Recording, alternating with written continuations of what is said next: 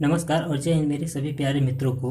मित्रों, स्वागत है आप सभी लोगों का आपके अपने YouTube चैनल ऑलराउंडर ज्ञान में। उम्मीद करता हूं आप सब लोग बहुत बेहतर होंगे और आप लोगों की तैयारी भी बहुत बेहतर चल रही होगी। मित्रों, आज की जो हमारी क्लास है, इस क्लास में हम लोग कार्बोहाइड्रेट्स के बारे में पढ़ेंगे।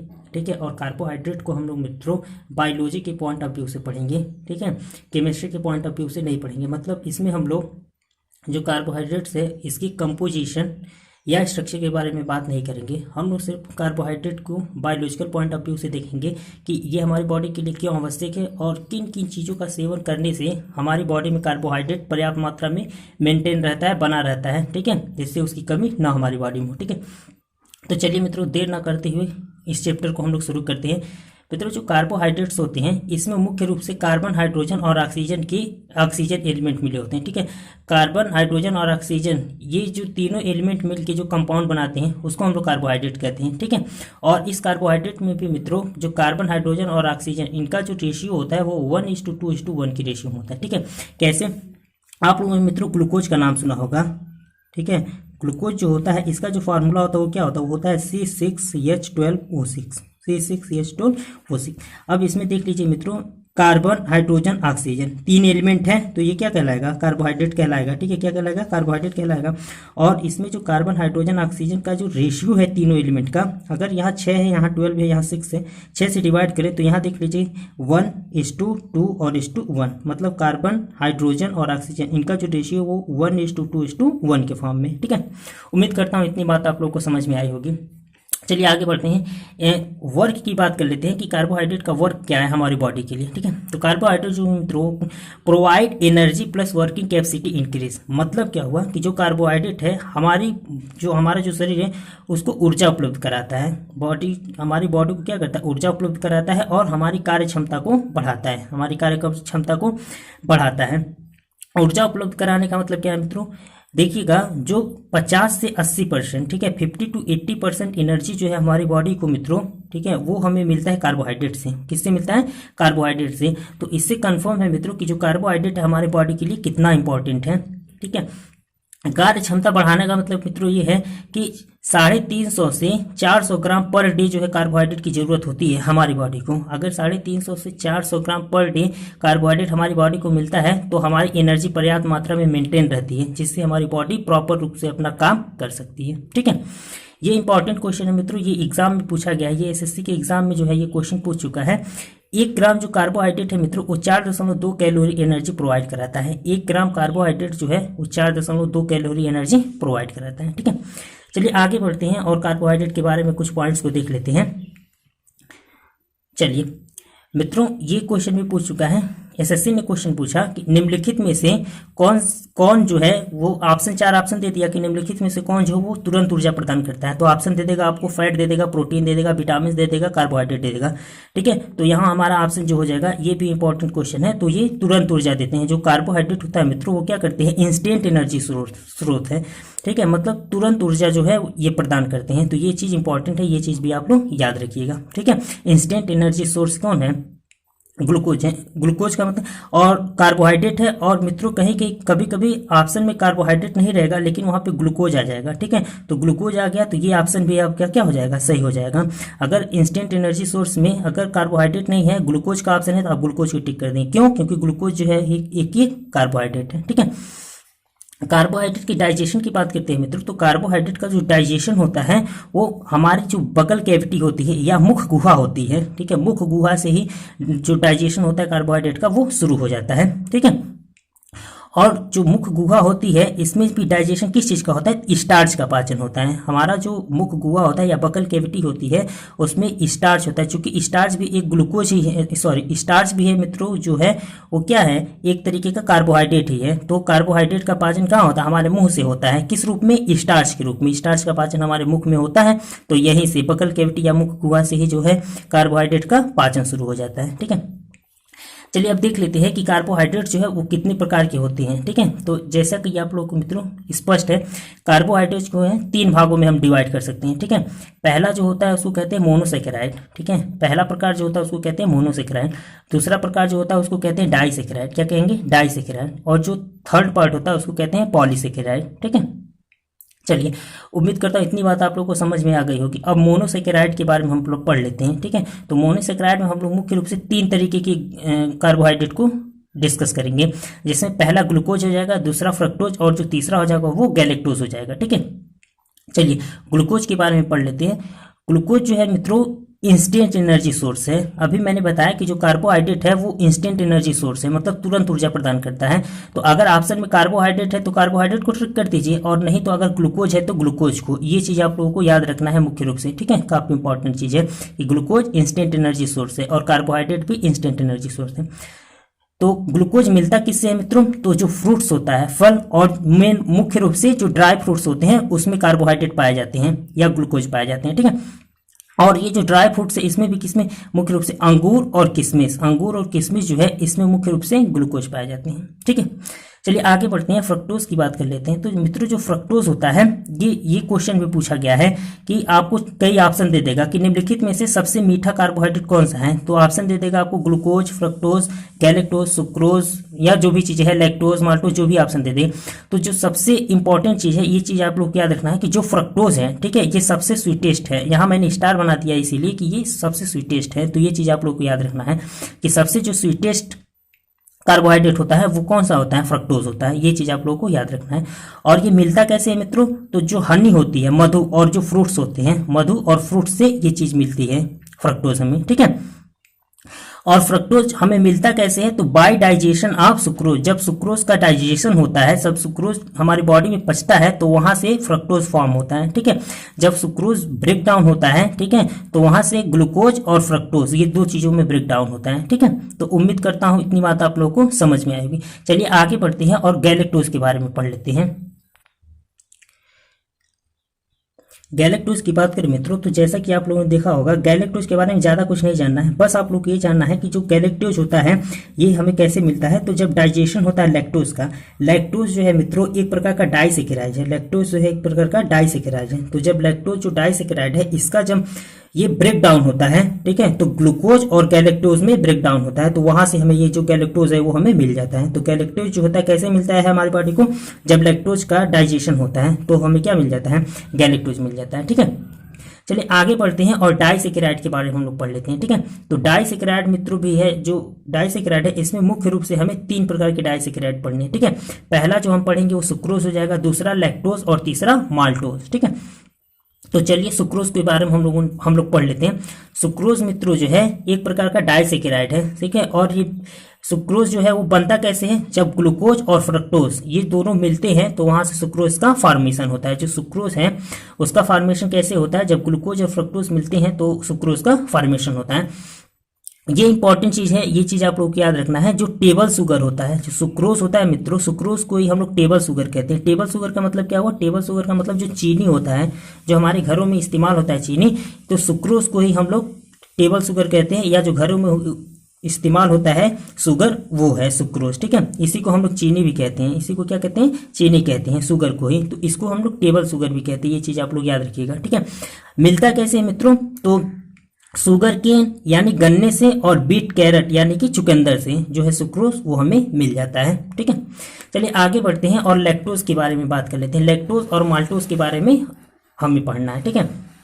तो चलिए लैक्टोज के बारे में हम लोग पढ़ लेते हैं। लैक्टोज जो मित्र होता है ये हमारी बॉडी को कैसे मिलता है? जब ग्लूकोज और गैलेक्टोज ये जब दोनों मिलते हैं तो लैक्टोज का फॉर्मेशन होता है, ठीक है। लैक्टोज का सोर्स जो है मित्रों, ये चीज याद रखना है, लैक्टोज हमें मिलता है मिल्क से। किससे मिलता है? मिल्क से। ये चीजें आपको याद रखना है, ये इंपॉर्टेंट है, एग्जाम में ये पूछ सकता है, ठीक है। चलिए माल्टोज की बात कर लेते हैं। माल्टोज हमें कैसे मिलता है मित्रों? तो जब ग्लूकोज को, ठीक है, 2 मॉलिक्यूल मिलते हैं, ग्लूकोज प्लस ग्लूकोज, मतलब ग्लूकोज के जब 2 मॉलिक्यूल मिलते हैं तो वहां पे माल्टोज का फॉर्मेशन होता है। वहां पे क्या होता है? माल्टोज का फॉर्मेशन होता है और हमें माल्टोज मिलता है। इसके सोर्स की बात कर लेते हैं। माल्टोज का सोर्स क्या है? तो जितने भी ड्राई फ्रूट्स होते हैं, ठीक है, जो सूखा फल होता है, जैसे किशमिश हो गया, छुआड़ा हो गया, ठीक है, मुनक्का हो गया, बादाम हो गया, उन सारे में माल्टोज मिलता है, ठीक है। और सबसे इंपॉर्टेंट चीज, सबसे अच्छा जो सोर्स है, ठीक है, माल्टोज का सबसे अच्छा सोर्स है वो उगे हुए अनाज हैं, जो स्प्राउटेड ग्रेन होते हैं, उगे हुए अनाज, वो जो है माल्टोज के सबसे अच्छे सोर्स हैं, ठीक है। चलिए मित्रों, तो ये रहा डाइसेकेराइड। अब आगे बढ़ते हैं और पॉलीसेकेराइड के बारे में देख लेते हैं कि पॉलीसेकेराइड क्या हमारे बॉडी के लिए कितना इंपॉर्टेंट है और कहाँ से मिलता है, कैसे बनता है। ठीक है, चलिए तो पॉलीसेकेराइड की बात करते हैं मित्रों, तो मुख्य रूप से दो तरीके के होते हैं। जो पॉलीसेकेराइड होते हैं मित्रों मुख्य रूप से दो तरीके के होते हैं। ठीक है, पहला जो होगा वो स्टार्च होगा। ठीक है, वो जो पॉलीसेकेराइड होते हैं उसमें पहला स्टार्च हो जाएगा और दूसरा जो है वो सेलुलोज, दूसरा जो होगा वो सेलुलोज के फॉर्म में होगा। ठीक है, स्टार्च की बात करते हैं मित्रों, तो स्टार्च को हम लोग मंड भी कहते हैं। स्टार्च को हम लोग क्या कहते हैं, मंड कहते हैं। ठीक है मित्रों, जो चावल होता है, जब हम लोग चावल को पकाते हैं तो जब चावल पक जाता है और उसमें थोड़ा बहुत पानी जब बच जाता है तो वो जो पानी होता है उसी को हम लोग मंड कहते हैं, या वही क्या कहलाता है, स्टार्च। मतलब उसमें स्टार्च की बहुत ज़्यादा मात्रा होती है और वो काफ़ी फायदेमंद होता है जो चावल का पानी होता है। ठीक है, मिलता कैसे है मित्रों, तो जो राइस होता है चावल उसमें भी मिलता है स्टार्च, व्हीट या गेहूं की बात करते हैं उसमें भी स्टार्च मिलता है, और जो मक्का होता है, ठीक है, उसमें भी स्टार्च मिलता है। तो ये जो तीनों चीज़ है, राइस, व्हीट और कॉर्न, इन तीनों चीज़ों में स्टार्च पर्याप्त मात्रा में मिलता है। ठीक है, अब स्टार्च की पाचन की बात कर लेते हैं मित्रों, डाइजेशन की बात कर लेते हैं। तो स्टार्च जो है वो दो स्टेज में हमारी बॉडी में पचता है या डाइजेस्ट होता है। पहले जो 30% की बात करेंगे, तो पहले जो 30% है मित्रों वो हमारा जो बेकल कैविटी है, जब मैंने बताया था ग्लूकोज का पाचन मुख से ही होता है। ठीक है, तो वहीं पे जो ग्लूकोज होता है कार्बोहाइड्रेट के फॉर्म में, ठीक है, तो मैंने बताया था स्टार्च का पाचन होता है मुख में या बकल कैविटी में, तो यही जो मंड है उसी को स्टार्च कहते हैं। तो केवल 30% डाइजेशन जो होता है वो हमारे मुख गुहा में होता है। वो भी कैसे होता है, हमारा जो लार होता है या सलाइवा होता है उसी में टाइलिन नामक एंजाइम पाया जाता है। ये चीज़ आप लोगों को याद रखना है, ये कॉन्सेप्ट आप लोगों को काफ़ी ध्यान से समझना है। जो टाइलिन नामक एंजाइम होता है मित्रों, ये टाइलिन एंजाइम जो है वो स्टार्च के पाचन में सहायक होता है। ठीक है, तो यहाँ से 30% डाइजेशन हो जाता है कार्बोहाइड्रेट का स्टार्च के रूप में, और बाकी जो 70% जो बचता है हमारा कार्बोहाइड्रेट, उसका डाइजेशन मित्रों जो पैनक्रिया हमारी होती है, अग्नाशय जो होता है उसमें से पैनक्रियाटिक जूस पाया जाता है। ठीक है, अग्नाशयी रस, पैनक्रियाटिक जूस को कहते हैं अग्नाशयी रस, क्योंकि ये हमारा पैनक्रियाज जो होती है या अग्नाशय होती है वहां से ये जूस जो होता है वो उसका सेक्रेशन होता है या श्रावण होता है, इसलिए इसको पैनक्रियाटिक जूस कहते हैं। तो पैनक्रियाटिक जूस में ही एमाइलेज एंजाइम पाया जाता है। ठीक है, पैनक्रियाटिक जूस में ही एमाइलेज, मैं लिख देता हूं, एमाइलेज नाम है, एमाइलेज। तो ये जो एमाइलेज एंजाइम है, ये एमाइलेज एंजाइम जो है वो डाइजेशन करता है बाकी बचे हुए जो 70% स्टार्च होता है। ठीक है, तो उम्मीद करता हूं मित्रों स्टार्च से संबंधित इतनी बात आप लोगों को समझ में आ गई होगी। ठीक है, चलिए आगे बढ़ते हैं और जो लास्ट हमारे जो पॉलीसेकेराइड है सेलुलोज के बारे में, उसके बारे में देख लेते हैं। तो मित्रों ये जो सेलुलोज होता है ये मुख्य रूप से पौधों में पाया जाता है। जो सेलुलोज होता है वो मुख्य रूप से पौधों में पाया जाता है। ठीक है, देखिए मैंने यहाँ लिखा ये घास में पाई जाती है। ठीक है, और सेलुलोज का काम क्या है मित्रों, तो ये प्रोवाइड कराता है हार्डनेस। ठीक है, पौधों को हार्डनेस प्रोवाइड कराता है, मतलब पौधों को कठोरता प्रदान कराता है। ठीक है, कठोरता का मतलब क्या होता है मित्रों, देखते होंगे आप, जो पौधे होते हैं उनके ऊपर छाल होती है। ठीक है, तो अगर हम उसमें कील लगाते हैं पौधों में, जैसे हमारी बॉडी की बात करते हैं, अगर हम अपनी बॉडी में पिन चुभोते हैं तो तुरंत क्या होता है, ब्लड यहाँ से ब्लड का सेक्रेशन होने लगता है। लेकिन पेड़ पौधे के ऊपर एक छाल बनी होती है। ठीक है, ताकि अगर थोड़ी बहुत चोट अगर हम पेड़ पौधों को देते हैं तो वो उसको सहन कर जाते हैं। तो वही जो है मित्रों सेलुलोज का बना होता है। ठीक है, जो आवरण होता है पौधे का वो सेलुलोज का बना होता है। ठीक है, और ये सेलुलोज क्या करता है, उनकी हिफाजत करता है आवरण के रूप में। ठीक है, तो ये पौधों को हार्डनेस प्रोवाइड कराता है ताकि पौधे अपनी सुरक्षा कर सकें। ठीक है, और दूसरी चीज है मित्रों, ये इंपॉर्टेंट चीज है, ये आप याद रखिएगा कि जो मानव शरीर है वो पाचन नहीं कर सकता। जो सेलुलोज है उसका पाचन मानव शरीर नहीं कर सकता। ठीक है, और सेलुलोज जो है मित्रों वो प्लांट सेल, जो पादप कोशिका होती है उसमें पाया जाता है मुख्य रूप से। ठीक है, उम्मीद करता हूं इतनी बात आपको समझ में आई होगी। ठीक है, चलिए आगे की और भी जो चीज है उसको देख लेते हैं। मित्रों आप लोगों ने आर्टिफिशियल शुगर के बारे में सुना होगा, या जो कृत्रिम शुगर होता है। ठीक है, जो कृत्रिम शुगर होता है इसको मित्रों हम कहते हैं सेकरी। क्या कहते हैं, सेकरी कहते हैं, जो कहते हैं शुगर फ्री। तो ठीक है, तो यही जो सेकरी होता है इसी को शुगर फ्री कहते हैं। तो जिसको शुगर होता है या डायबिटीज होता है, वो जो पेशेंट होते हैं वो ये जो सेकरी है उसका सेवन करते हैं। ठीक है, जब उन्हें चाय पीना होता है या जो भी चाय पीना होता है तो वो इस सेकरी का इस्तेमाल करते हैं। ठीक है, ये शुगर फ्री होता है। डायबिटीज के जो पेशेंट होते हैं वो इसका ज़्यादा इस्तेमाल करते हैं ताकि उनको वो डायबिटीज से बच सके। लेकिन मित्रों जो सेकरी होता है अगर हम डेली बेसिस पे उसका यूज करते हैं, ठीक है, तो बॉडी में इचिंग प्रॉब्लम आ जाती है। हमारी जो बॉडी है उसमें खुजली की समस्या आ जाती है। इसीलिए जो ये सेकरी है इसका इस्तेमाल प्रॉपर वे में या डेली बेसिस पे नहीं करना चाहिए। कभी कभार आप यूज कर सकते हैं, लेकिन डेली बेसिस पे इसका इस्तेमाल नहीं करना चाहिए, क्योंकि बॉडी में जो इचिंग प्रॉब्लम आ जाती है, मतलब खुजली की समस्या आ जाती है, इसलिए इस सिकरी का इस्तेमाल डेली बेसिस पे नहीं करना चाहिए। और इम्पॉर्टेंट चीज़ मैंने आप लोगों को बताया था कि जो फ्रक्टोज होता है ये सबसे स्वीटेस्ट कार्बोहाइड्रेट है। जो फ्रक्टोज है वो सबसे स्वीटेस्ट कार्बोहाइड्रेट है, सबसे मीठा। लेकिन जो सेकरी होता है मित्रों, वो इससे भी 10 गुना, ठीक है, फ्रक्टोज से भी 10 गुना ज़्यादा मीठा होता है। जो सेकरी होता है वो फ्रक्टोज से भी 10 गुना ज़्यादा मीठा होता है, ठीक है। ये चीज़ें आप लोग याद रखिएगा, इसीलिए इसका इस्तेमाल ज़्यादा नहीं करना चाहिए, ठीक है। अब कार्बोहाइड्रेट के बारे में देख लेते हैं कि स्टोर कहाँ होता है हमारी बॉडी में और क्यों आवश्यक है हमारी बॉडी के लिए, इसका स्टोरेज हमारी बॉडी के लिए क्यों आवश्यक है। मित्रों, जो कार्बोहाइड्रेट होता है वो हमारे लीवर में स्टोर होता है। कहाँ पे? लीवर में स्टोर होता है, हमारे यकृत में स्टोर होता है और ग्लाइकोजन के रूप में, ठीक है, ग्लाइकोजन के रूप में। ये चीज़ भी आप लोग याद रखिएगा, ये भी इंपॉर्टेंट है। हमारी बॉडी में जो कार्बोहाइड्रेट है वो हमारे लीवर में स्टोर होता है और ग्लाइकोजन के रूप में स्टोर होता है हमारी बॉडी में, ठीक है। मित्रों, जो इंसुलिन होता है, ठीक है, जो इंसुलिन होता है जब ग्लूकोज के साथ मिलता है, जब इंसुलिन और ग्लूकोज मिलते हैं तो ग्लाइकोजन का फॉर्मेशन होता है, तो ग्लाइकोजन का फॉर्मेशन होता है। और यही जो ग्लाइकोजन होता है ये ग्लूकोज के रूप में, यही ग्लाइकोजन ग्लूकोज के फॉर्म में, सॉरी, इसी ग्लाइकोजन के फॉर्म में जो ग्लूकोज होता है वो हमारी बॉडी में लीवर में जाके इकट्ठा हो जाता है, लीवर में जाके इकट्ठा हो जाता है, ठीक है। अभी मैं इसको एक्सप्लेन करूंगा कि कैसे हमारी बॉडी जो होता है वो ग्लाइकोजन को ग्लूकोज के रूप में इस्तेमाल कर लेती है जब हमारी बॉडी में डिफिशियंसी होती है कार्बोहाइड्रेट की, ठीक है। चलिए देख लेते हैं इस चीज़ को भी। देखिए मैंने यहाँ पे लिख रखा है कार्बोहाइड्रेट की मित्रों जब डिफिशियंसी होती है हमारी बॉडी में जब कार्बोहाइड्रेट की डिफिशियंसी होती है तो हमारी जो वर्किंग कैपेसिटी है वो डिक्रीज हो जाती है। वर्किंग कैपेसिटी डिक्रीज होने का मतलब यह है कि जो हमारी कार्य क्षमता है वो कम हो जाती है। हमारी कार्य क्षमता क्या हो, कम हो जाती है, घट जाती है, और हमारी बॉडी जो होती है सुस्त हो जाती है, एक्टिवनेस नहीं रह जाता हमारी बॉडी में, ठीक है।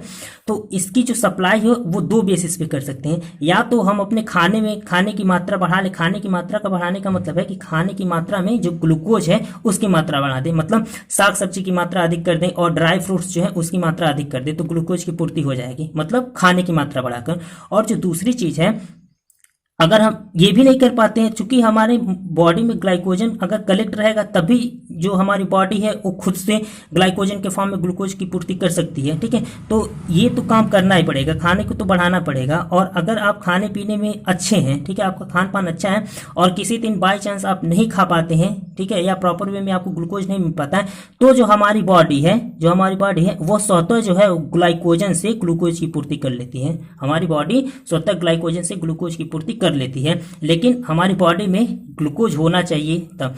तो ये जो ग्लाइकोजन है उससे ग्लूकोज की पूर्ति होती कैसे है, तो मित्रों एक ग्लूकेगॉन हार्मोन होता है, ठीक है, एक ग्लूकेगॉन नाम का हार्मोन होता है। ये ग्लूकेगॉन हार्मोन जो है वो क्या करता है, जो ग्लाइकोजन होता है उसको ब्रेक कर देता है। किसमें? ग्लूकोज में।